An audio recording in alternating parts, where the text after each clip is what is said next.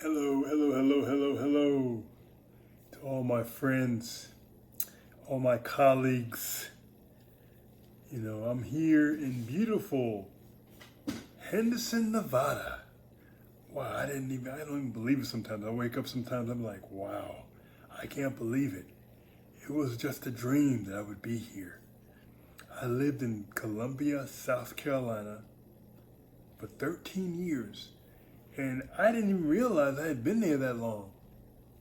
Like 13 years of my life in Columbia, South Carolina.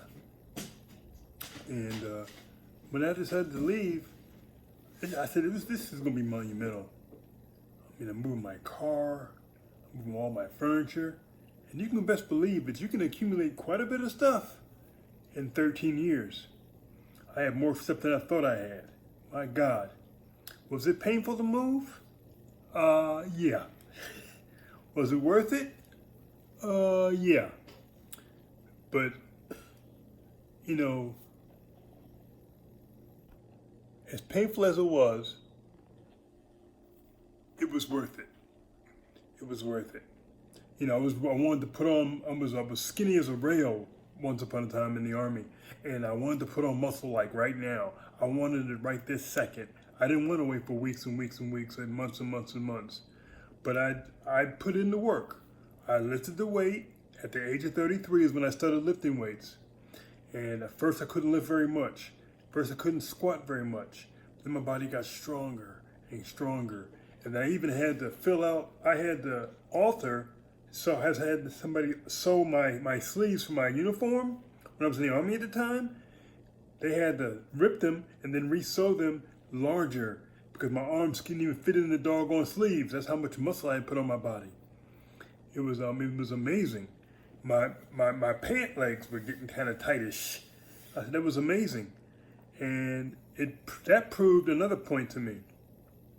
Then I came down with MS at the age of 52 at the end of 2010. All running stopped. I fell down and all that kind of, the story behind that. And then I said, man, I want to be able to walk a straight line again. Boy, I want to be able to jog again because I couldn't jog anymore. I was impatient. I wanted like right now. Then I joined a business years later. I joined MDC. I see all these people with 10K, 5K, 25K, 50K, 100K. And I went to my first road show. I was a no K. I had no volume. I had no team. Nobody had joined me yet. People were telling me that it wasn't going to work. I went to my old team members of old businesses, and they were telling me, it ain't going to work. You need to go ahead and just do something else.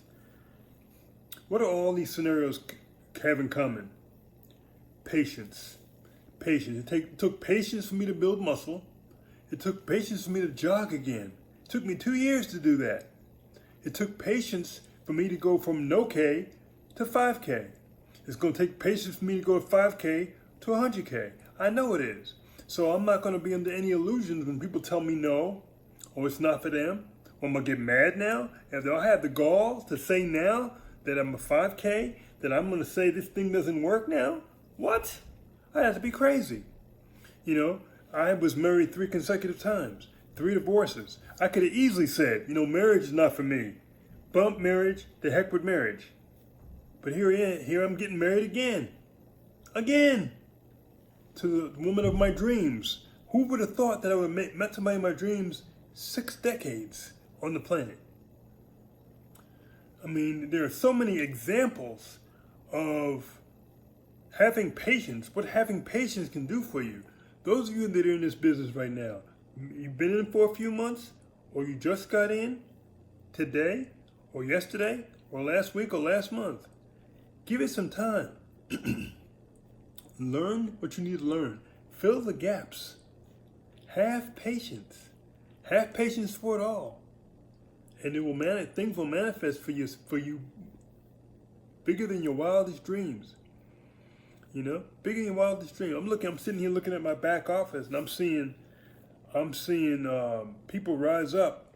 I'm seeing people, they want to get 5K. They ready to get that 5K now. I can tell. They want to get it.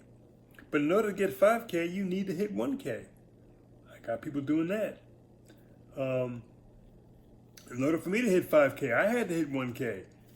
Then I had to hit 2K, and then 3K, and then 4K. Whatever I needed to hit, I knew I needed to hit it on a consistent basis.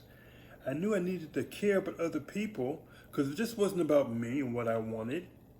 It was about my ability to help other people get what they want.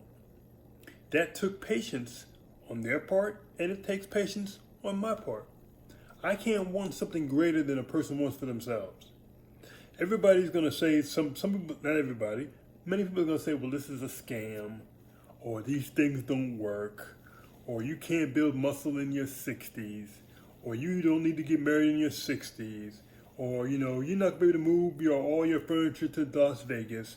You're certainly not going to be able to take a grown-ass dog on a commercial aircraft that's going to be able to be under your feet all the way to Vegas. You know how long that trip is? That's not going to happen.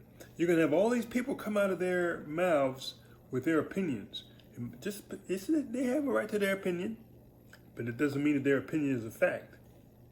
So what I wanted to say to you, basically, bottom line up front, develop patience.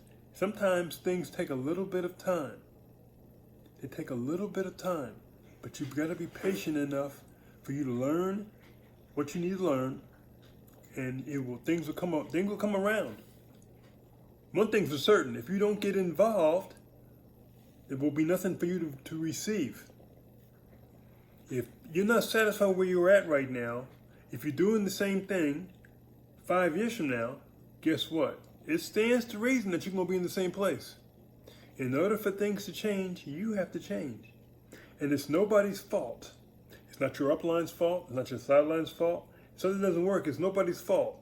Just as you wouldn't want everybody else taking credit for what you've done, you need to be able to take credit for what you don't do.